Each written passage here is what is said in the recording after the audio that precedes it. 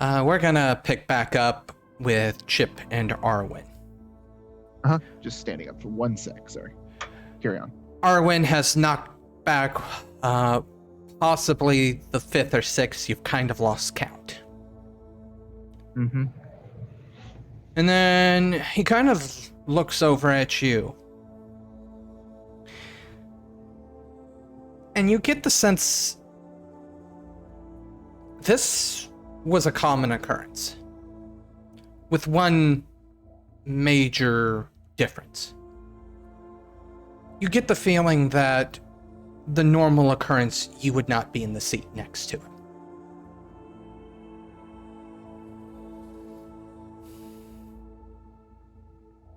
You used to do this a lot, huh? You get actually the most direct answer you've seen, which is just a nod of the head. Only you never really took a friend with you. Never really had one, did you?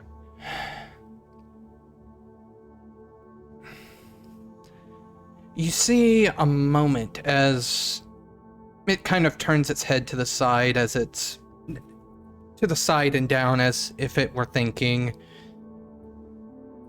And you see it very slow. You see Arwen very slowly shake his head, as if he's not entirely sure, as if it's something that's hard to remember.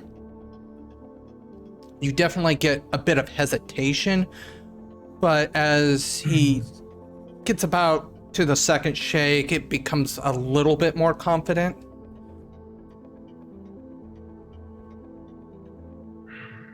Road's lonely, that's for sure. He's just kind of like doing the swish with his drink. On the second or third one, probably. Oh no, Chip's trying to nurse this one. He's trying not to, upchuck from blueberry rye Jim Beam, whatever the heck this is. Road's a lot of miles. It's worse when you're by yourself. I remember. It was a long time ago. Training. I took on a trainee and kid just about saved my life.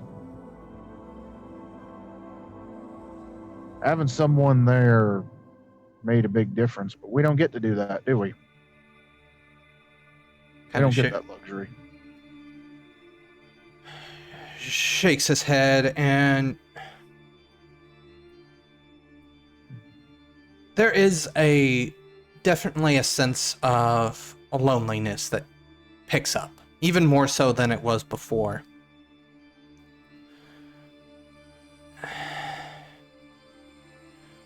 Arwen kind of stands up. He doesn't even seem to be drunk from ghost alcohol. No. And kind of gestures with his head as if he wants to go. It seems like his tendency to not want to stay in one place for too long is applying even to himself here. Come in, grab a drink, head back to the truck, lay there, stare at the stars, if they were out. There's a little bit of a shake of his head, and then he kind of makes a driving gesture as if to say there would be no laying back. He would just be out on the road yet again. Right. And so I'm just gonna I don't know if ghosts take payment. I don't have a ghost visa. But I'll set something. I don't know. I look at the bartender. I'm just like, this cover it? What exactly are you putting down? I don't know, like $5 of modern U.S. currency, which is probably like, I don't know, 50 some odd dollars to this man. I mean, roaring 20s, it's like 5 cents for a soda. So, Hold on, it's like, what is it? Back to the Future 100. 2 sits down $50 for a tab. I heard $125. 125. $125. Oh, for $5. So yeah, he sits like $5 down and tells him keep the change.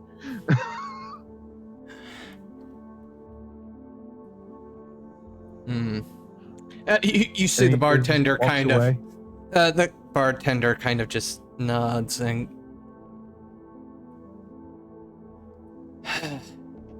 You know, seems somewhat confused if he were to look back, as if, what is he going to do with physical money?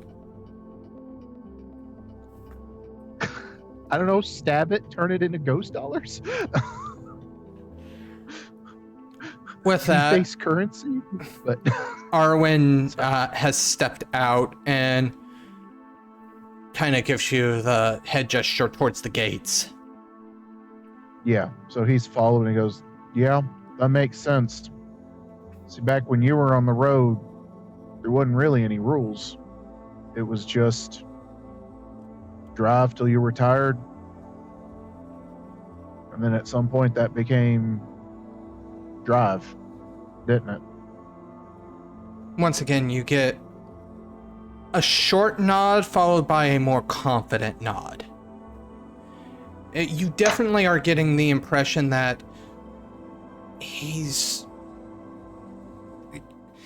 if he had the same kind of facial expressions as you would expect, it's definitely that of somebody trying to remember. Wouldn't be surprised. Anyway, we're going to head towards the gate. Up or down, once you get to the gate and out, as you see the boat is gone. I look at Arwen and say, you know, if you're wanting something to do, if you're wanting some of that drive, we got a promise to keep. You know, the one that gave us that boat. We can do that, or see if Júlia ever figured out which way she's heading. Your call, boss. You're driving. He kind of makes his way over the river at a very narrow point, enough where he could step over it rather than having to submerge himself into it. And kind of follow. he kind of looks over the edge and he kind of looks down, nods downwards as if to say one went down that way, and then he points at you and then points up as if to say, the one thing you mentioned is up there, the other one you mentioned is down.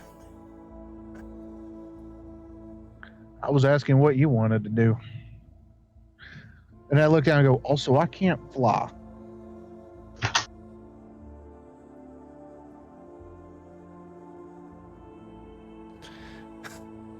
And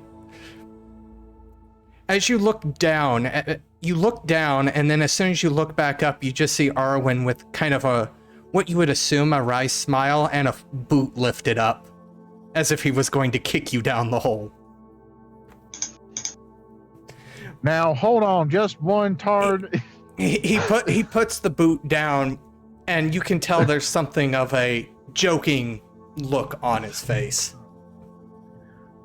Okay, you're back to somewhere normal self. Look, I don't know how to get down there, so let's go up the way we came. We'll run into I'm sure our friends will find us at Rivertown Mines, whatever it was. All right, with that, go ahead and give me the roll to navigate by foot.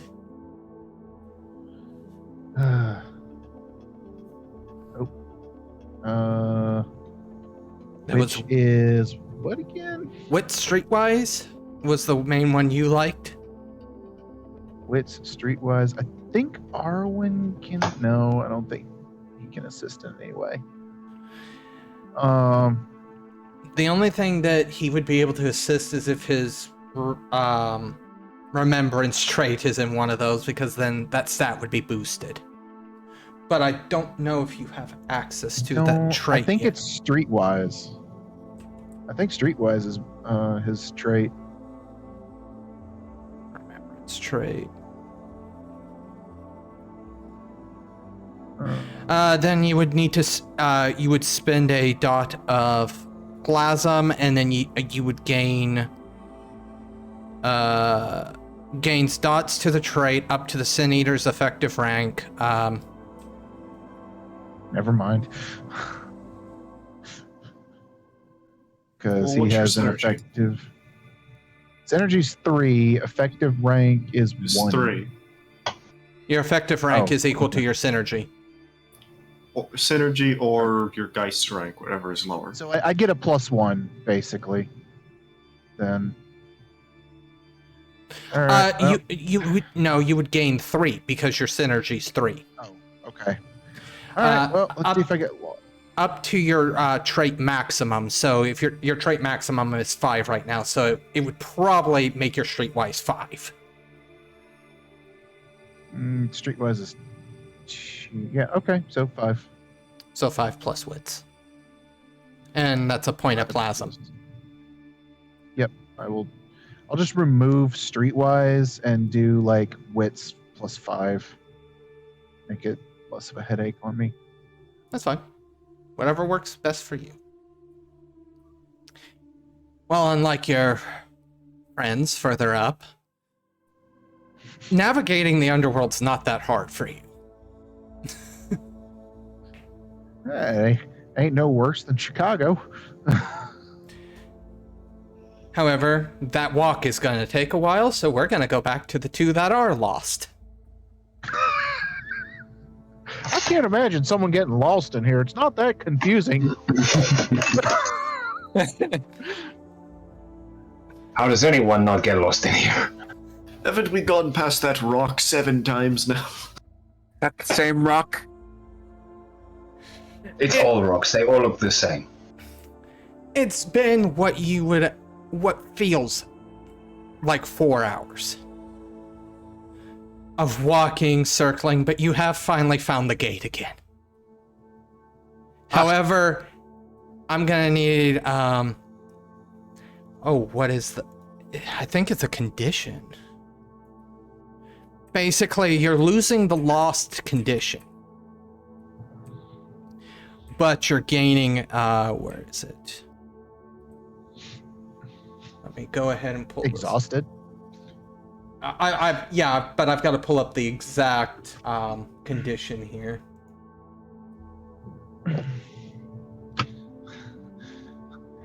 Gain the annoyed condition because y'all have annoyed each other arguing about if you're lost or not.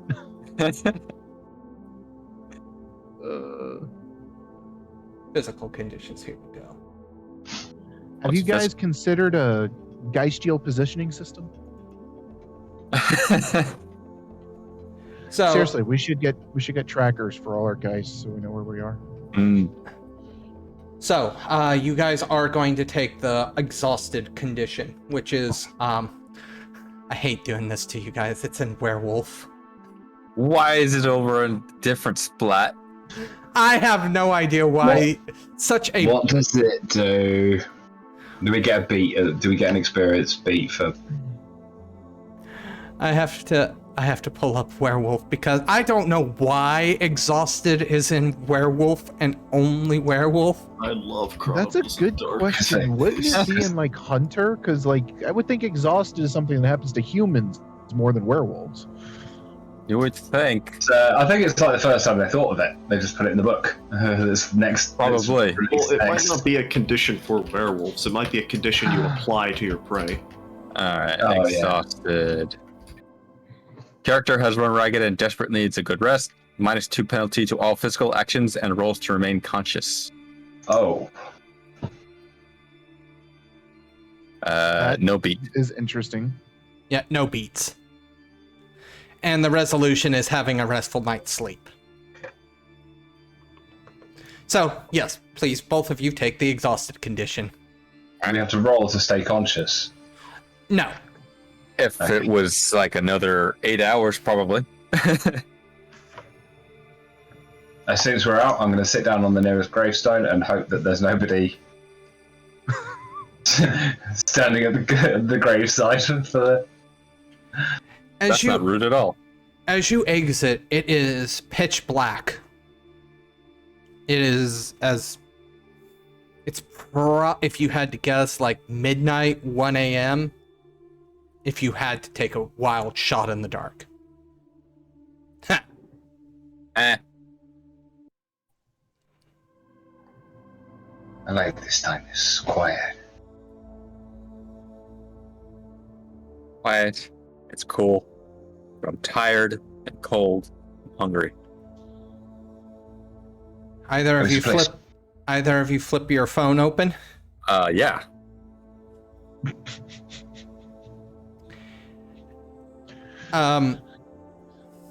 You know what? Yeah, how long's it been? What's the dates, more importantly? Messages. It's been 4 days. 4 days! What time is it? As stated, it is probably like 12:40. It's 12:40. There you go.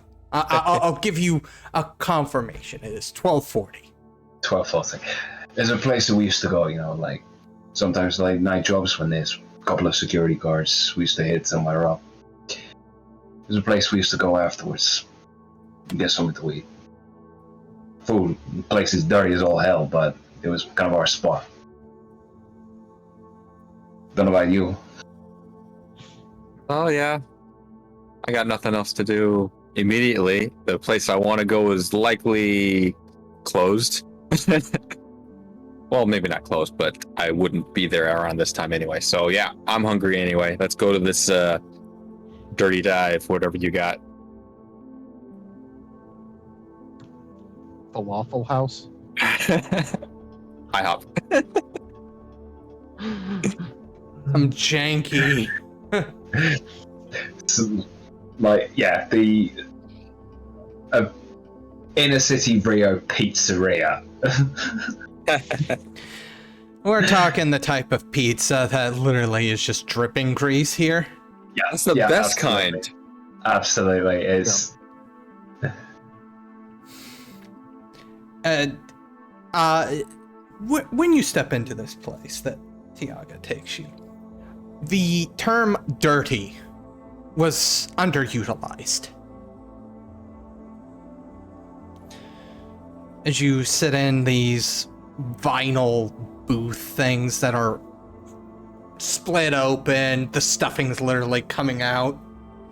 Vain attempts to sew it have been done, but even then it's just like a few threads holding on for everything.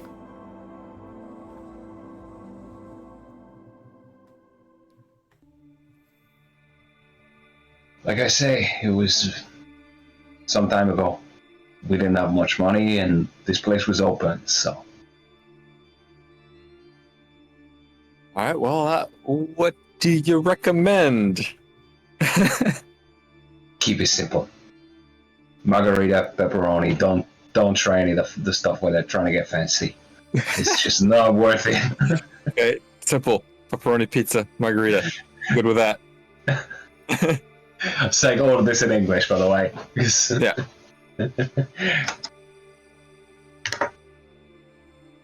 A waiter comes by, takes your order. A few minutes later, the pizza comes out. It's swimming. It's swimming in grease, yes. Let's stick that straight into my arteries, man. However, as you lift it, it does have an impressive melt. Like it is literally that. Yeah, you're having to lift it way higher than you think it should, and like grease is dripping down it. But the cheese is holding. So yeah, like I say, this is a little bit of my past, but how does an American doctor end up down here? That's difficult story, actually. I'm sure you're aware of some of my tendencies. some of my vices, smoking, drinking, not really something that, a fancy American doctor should be doing. So, No, not on the job, I expect, but not on the job, no, but it got to the point where it did kind of bleed over into my job. It kind of messed up a couple of patients, and I didn't want to stop what I was doing, but at the same time, that's something people lose their license over. They lose everything over that. So I was approached, offered a way out, came down here, and you know the rest. I'm sorry, I have to make this joke. It's some janked up version of Doctors Without Borders. I don't know what that is. Doctors Without Borders are doctors that are sent to other countries to help assist, but yours is a janked up version. Oh, okay. Yeah, that was the you're the one that made you leave.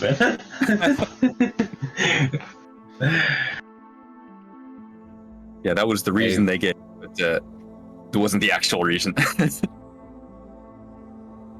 You patched me up at least once or twice, and I know you patched up some of my friends, so hey, thanks for your advice. You're here and maybe helping out the bad guys, but I'll help out anybody that winds up on my table, regardless of what they do or how they got there. Although I'm still, to be honest, struggling with some of my own personal issues. It's at this point that you've actually seen Rose kind of gives a very emphatic nod and just glares at Malcolm.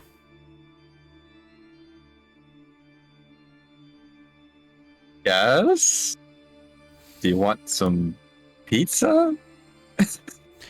She glares at you. You know what you've done.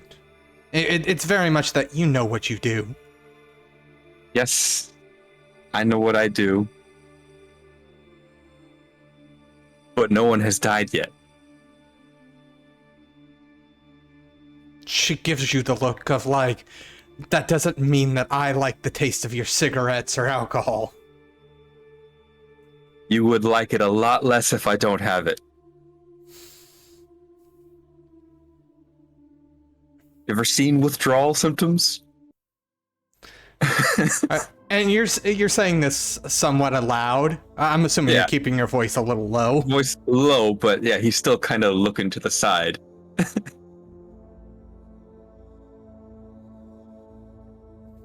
Speaking of, he's going to light up a cigarette. And once again, you see Rose try to take it from you. No. Adults only.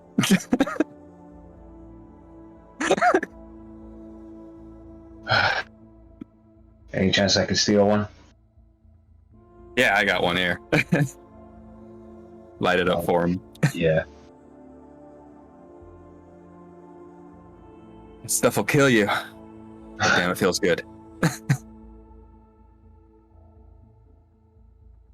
And from what I understand, we got a get out of jail free card there.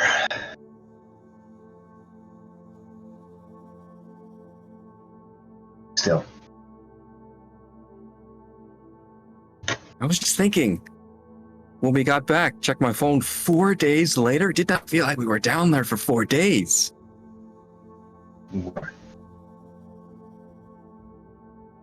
We cannot be.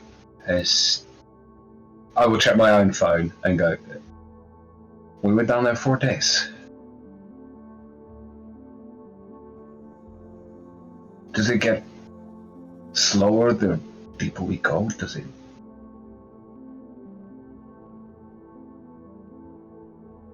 I don't know.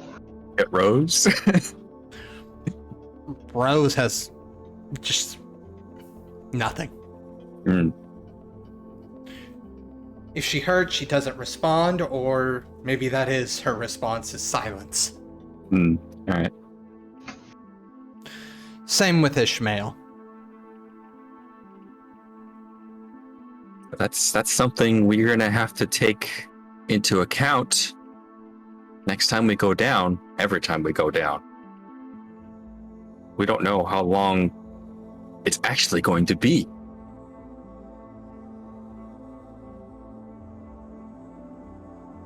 Yeah, I know. What I'm here is something I gotta do, though. Oh yeah, same here. Not now. Now is the time for really questionable dining and sleep. At least it fills the belly, if nothing else. You have somewhere you can stay, or you still patching up yours? Well, it's been 4 days, so yeah, it's still being built. So I'm still motel hopping. I mean, you can crash in mine if you want, not much, but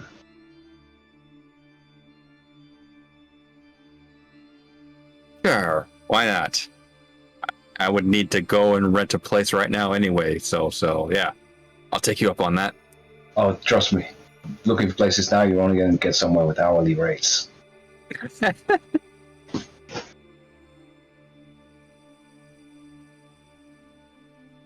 And with that, Tiago leads Malcolm to his little place. We're gonna hop over to Júlia, who has just entered the Cavern of Flames, as it's called. Yes, the others have just finished their nice meal and drinks, and yes, I have just crept past the grub man. It is a cavern. However, there are numerous buildings built into the cavern walls. So it is populated. It isn't just, well, empty caverns. Ghosts move hither and thither. They are all very much dressed in basic linen tunics, at most, or the most sophisticated at least. Some still wear animal furs, which kind of leads you to the idea of how deep this is. On every step of any staircase, in every window, there is a candle that is lit. Varying sizes, but they're all candles, and they're all lit with this whitish blue fire.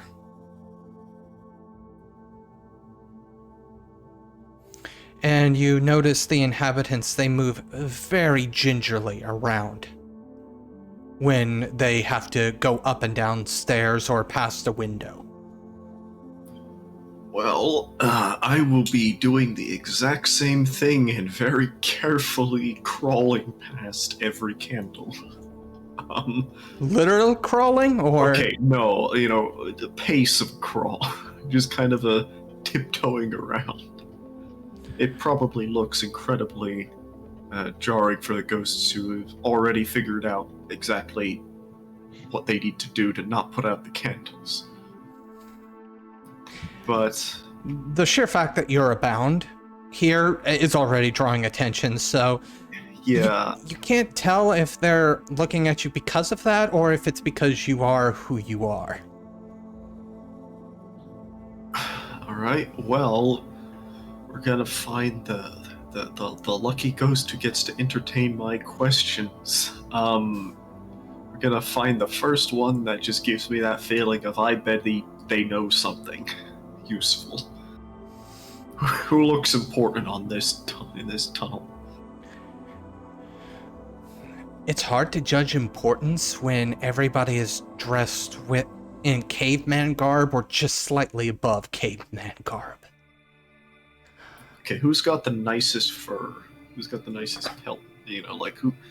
Who's the guy wearing the bear instead of the deer? That's what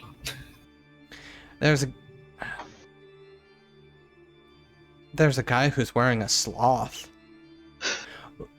Which I know sounds ridiculous when I say that, but I'm not talking about your standard sloth. Giant sloth? Yes. Sure, he'll be the first interrogation target.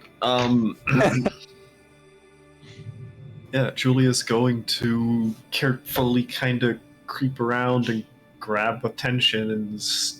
I thought you were going to say grab him. No. Okay. Yeah, a few questions if you have the time. Sure. This particular individual seems to... He's carrying a very long stick that at the end of it has a couple of, like a little triangular metal thing and a plate underneath of it. And it looks like there are an assortment of candles on this, on that plate. And as he says, yeah, sure, you see him use the pole, lift it up, and actually light a candle. Okay. So I obviously I come from up the hills, up the rivers, up above. Understatement, but go on. Yeah. So there's a bit of a problem that the folks up there are facing. Some kind of plague sickness. Oh, that's not isolated to up there. That's everybody here. Mm-hmm. So I was told by a fairly unpleasant individual, well, in hindsight, that there might be answers further down. I guess the best way to say it is I'm trying to find a solution. Might you have a direction that I might follow here? And anyone who might know a little more, or how this started, how to... Well, I can tell you how it started. That dragon showed up.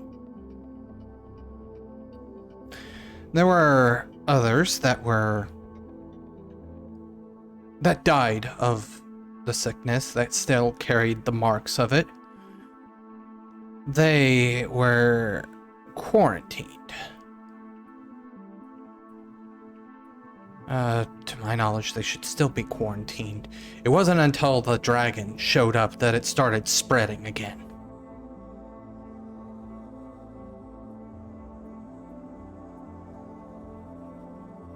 Okay. So, are any of those people here, or are they further down? As you're talking, he is also moving, so you're having to keep up with him. And every so often, you'll see a candle that is unlit for whatever reason, and he'll stop, lift up his candles, light it, and then, Oh, as for here, I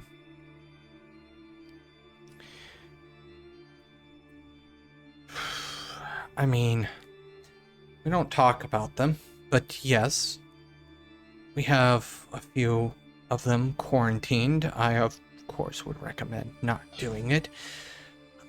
The laws don't change down there, mind you. Laws here are pretty simple, thankfully.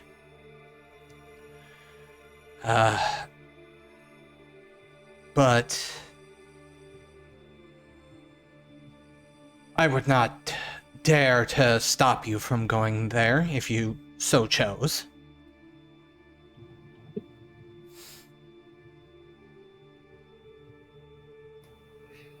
Well, is there,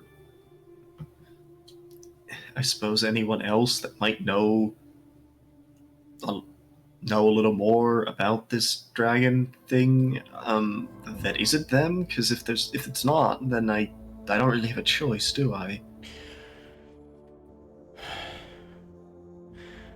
All right, I'll give you a rumor I've heard. There's another deep domain, roughly about the same level we are. It is a vault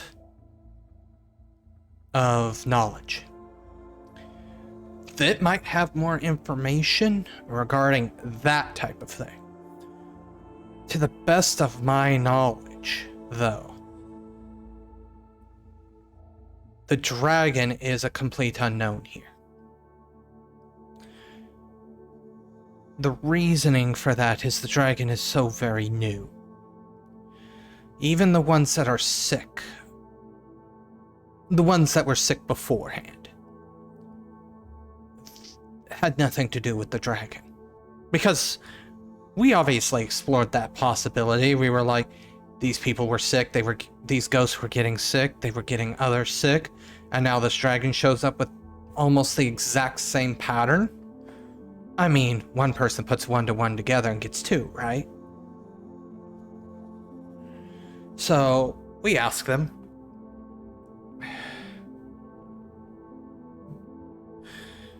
And then he pauses for a moment.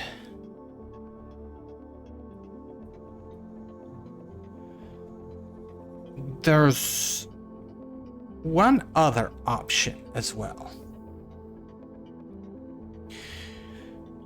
It's... Oh, how the best way to phrase it is. And you can tell it's not that he doesn't want to tell you, it's that he's more looking for how to explain what he wants to explain here.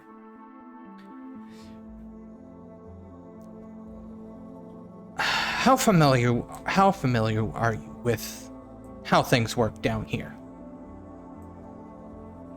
I mean, I've picked up the general gist. People die at the top and make their way down until they give up, and everything crashes around them. Well, it's not just people. I'll put it like that. It's not just people. Things. This cavern existed at one point up above, and now it's down here. Everything makes its way down here. That includes some more or less tangible things.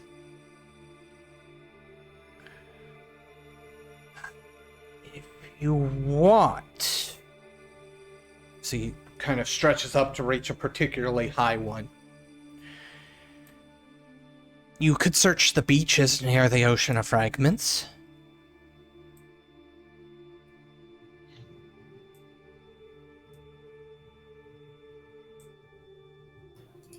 I don't know what object I'd find that would have answers. I mean, I don't mean to be to be rude, but this place already looks very, very old. If there was something older, I doubt it's in a nice book that I can pick up and read. Oh, no. It wouldn't be a book. It would be... They're called, Yelms. You'll hear different pronunciations, you'll hear different accents.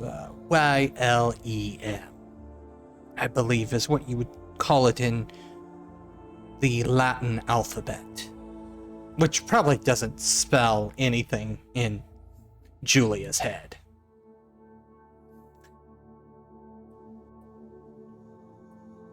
They are fonts of essence.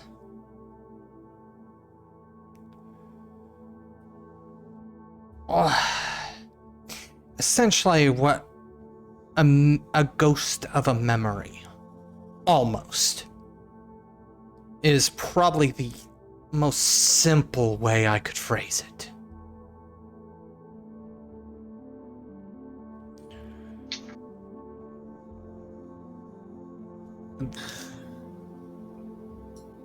Okay.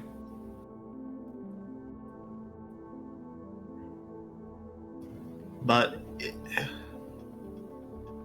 if there is a memory down there of anything useful, surely someone would have found it by now, right? Hmm.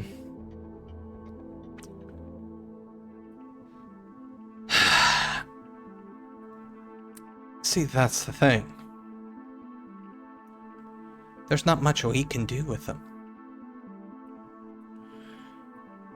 We are not of the world above. We are very much of this world now. And that distinction is important. Now, I don't know of any fully alive person that's ever gotten down that deep. That seems almost impossible. However, your kind go down that deep sometimes. And it's something your kind can work with. I don't know the details of it, unfortunately. I am not, once again, I am not one of you.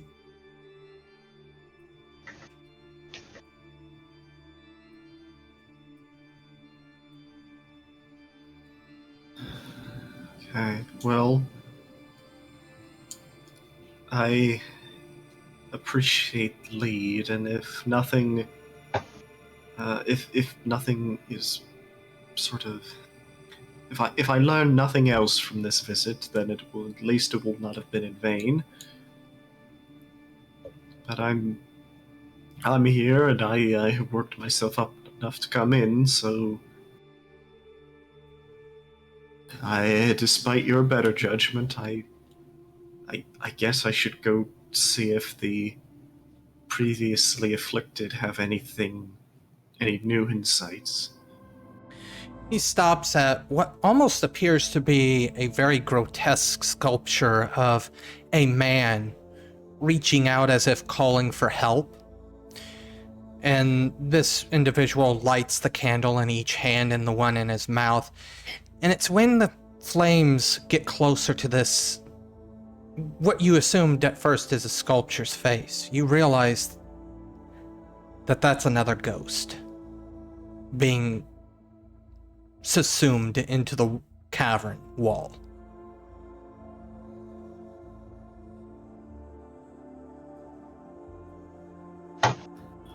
That's disconcerting.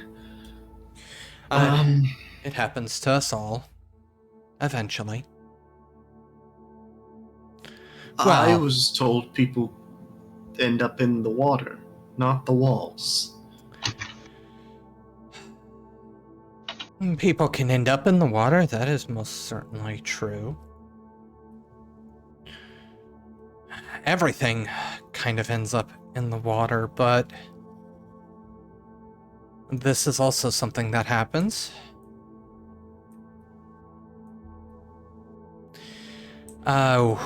What is the best way to phrase it? This is what happens when we starve, for lack of a better word.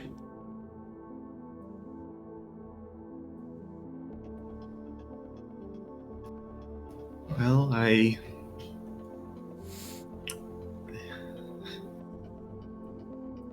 normally I'd refer you to like a soup kitchen, but I don't think you've got one down here. It's not that kind of thing.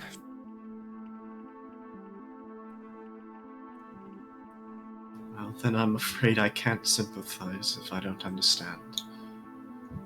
You understand the concept. I'm not... He kind of pauses and thinks. You understand the concept, however, your analogy is too little too late, so to speak.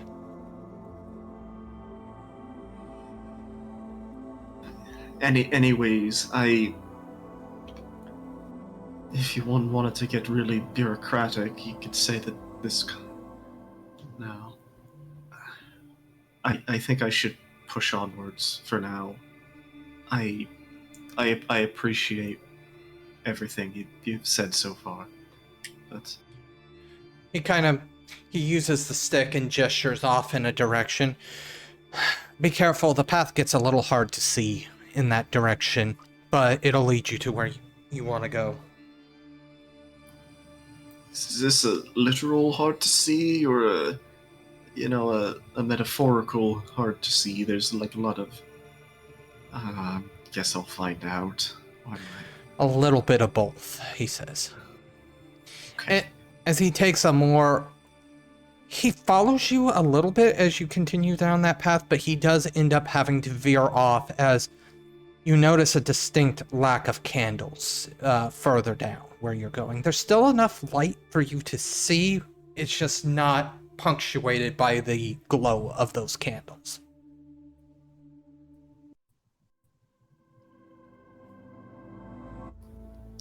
Can't turn back now, or I get beaten to death by a bug. So go ahead and roll me Oh no. intelligence plus survival or streetwise, I think would be the two most applicable here.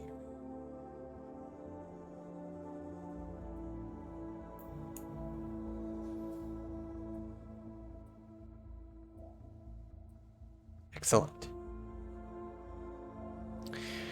You almost get tricked once, where the path bends suddenly. But, as stated, almost.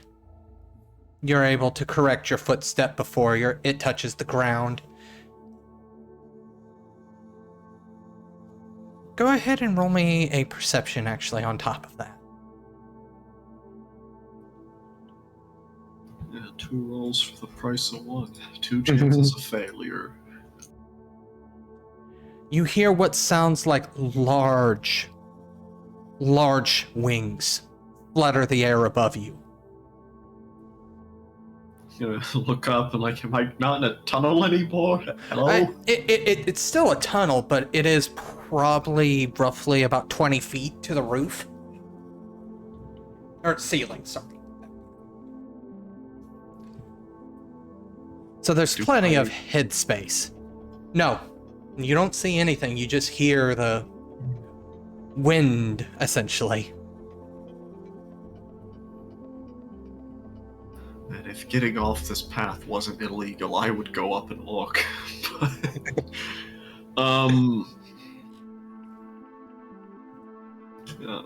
Mental note, okay, and continue forward. You eventually come to what could be described as a cul-de-sac. A cul-de-sac.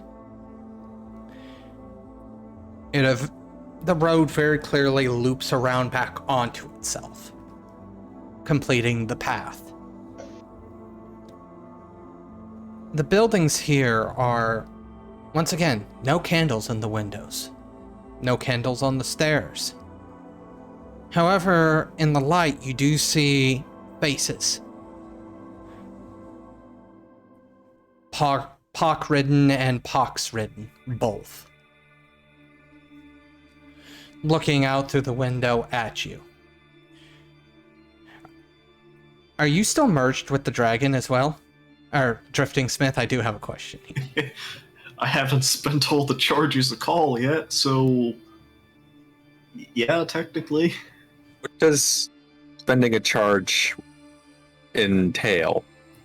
So it lets you do a couple of things. You can like ignore wound penalties for a roll. You can substitute their power stat instead of one of your power attributes. Ah, okay. Which is a big one. There's one other. I can't remember. Okay, I was just curious. Yeah.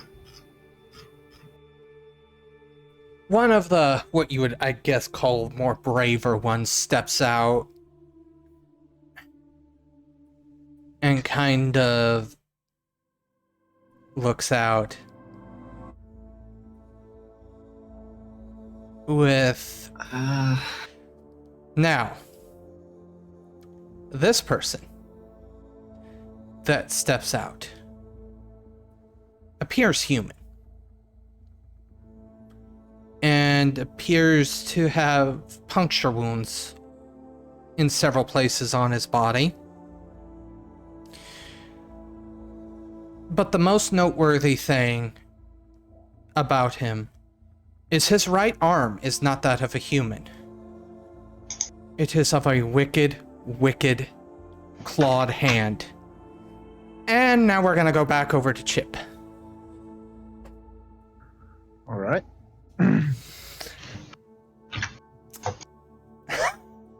Damn you!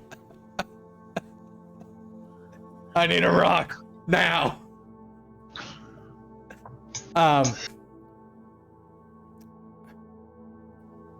You make your way up, and up until you reach, for anything, we'll just call it the King's City, just to give it a name, so to speak, even though no name was ever given. Okay. Arwen kind of pauses as you guys reach it, as the very first building you pass is another bar, and he kind of gives you the look of like, wanna go? You know, so real quick, something that I've been meaning to ask now that we got a moment before we go stepping in there. I know that I think it's Júlia's or you know, Doc's Spectre. One of them seems really like mission driven to like help other specters. Is that, do you have that same impulse or? Pauses for a moment, and he's just the thought that you get is he's more, it's not necessarily that he's disinterested, it's that it's as if he's trying to say each person has a different motive. Okay. I was. Well, and then he actually starts to kind of gesture a little bit as if he kind of makes the gesture of like hammering something, and he thinks for a moment, and then he does several very dramatic point downs. It's all, you're aware that Drifting Smith looks like a smith of some sort, in some essence of the word. And then with him pointing down, you get the idea that he's saying belongs very, very deep down in the underworld. You know, when we meet back up with our friends, we're probably going to be heading down there. So I'm sure whatever's going on down there, Julia's just having a great time learning answers, maybe finding herself. But yeah, I'll tell you what. And I look at the bar and say, "We'll go in there, and looks a little more our speed anyway. We'll get some drinks and ask about this cavern the king's got us working on." He nods, and as you go in, the alcohol you're served, different flavor, except for the fact of the blue cheese and wet paper, or flavor that seems to permeate every single drink. I just let him go. Is this a common thing? Is this, am I tormented to whatever this taste is? Is this just the taste? And I look at him, is plasma just blue cheese? He kind of shrugs as if to say he doesn't know. You get the sense that he doesn't necessarily have the same taste as you do. Right. I'm gonna have to ask the guys to make sure they bring me some Folgers next time.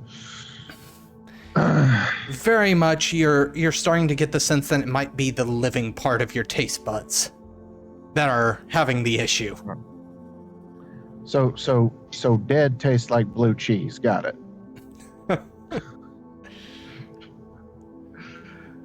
So while Arwen's doing his thing, I'm gonna ask the barkeep about the persons in the cavern.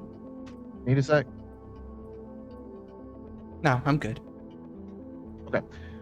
I'm going to Ice cream. ask the barkeep about the persons in the cavern in the mine, see if I can't glean any information on we've been tasked to help. As you get ready to do so, you feel a clap on your shoulder. Well, back in my lovely city, I see. I'm glad I made an impression on you. Oh, well, once a driver's got a job, that job's got to get done. Where's everybody else? I thought you were going... I sent you down with 3 of you, and you trying to find one, and then only one comes back? That makes me worried a little bit. Oh, no, they're fine. We did find our friend, by the way. She's gone further down. She's all right. She's having a grand old time further down. Spooky, scary skeletons and shivers down your spine and all that. As far as our other friends are concerned, though, they've gone back up. They're going to get some supplies, and I've kind of been sent ahead to start working on this here promise we made. Well then, let's get started on that. You have just finished listening to this week's episode of Geist the Sin-Eaters, 2nd edition, Marvelous City of the Dead, part of the Domain Gaming's Contagion Anthology, written and told by Wyverian. A special thanks to you, the listener. If you wish to continue supporting us, subscribe, like, and share. As always, comments are welcome. Until the next chapter, don't stop asking yourself, when change comes, and it will it be full of hope or tragedy?